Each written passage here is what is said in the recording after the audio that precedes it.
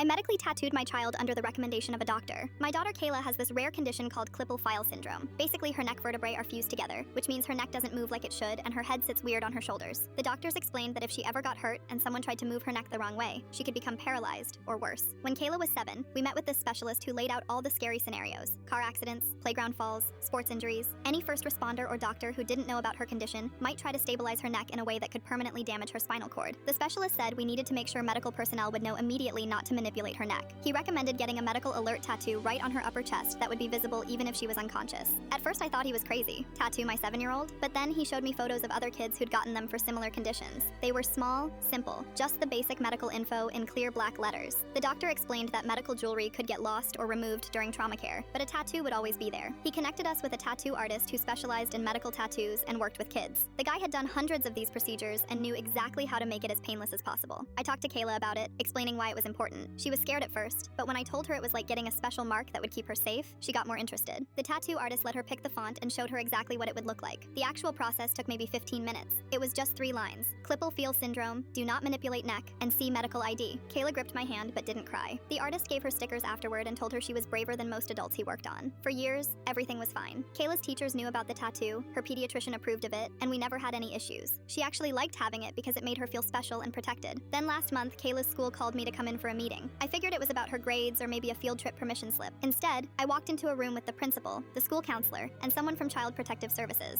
They started asking me about Kayla's tattoo. Apparently, her new gym teacher had seen it during a swimming unit and reported it as suspected child abuse. The CPS worker kept asking why I would mark my child permanently and whether I understood the psychological damage I might have caused. I tried explaining about Klippel-Feil syndrome and showed them her medical records, but they weren't hearing it. The CPS worker said medical tattoos on children were extremely unusual and that there were other options I should have explored first. She kept talking about how tattoos on minors were illegal in most states and questioning whether I had proper medical approval. The school counselor suggested that maybe the tattoo was making Kayla feel different from other kids and that I should consider having it removed. I lost it at that point and asked if they would prefer my daughter risk paralysis just so she could look like everyone else. The meeting ended with them opening an official investigation. CPS visited our house twice, interviewed Kayla privately, and made me provide documentation from every doctor who had ever treated her condition. They even contacted the tattoo artist to verify that the procedure had been medically recommended. Kayla was confused and upset by all the questions. She kept asking if she was in trouble and whether they were going to take her away because of her tattoo. I had to explain that some people didn't understand why she needed it, but that we had done the right thing to keep her safe. The whole investigation took 6 weeks.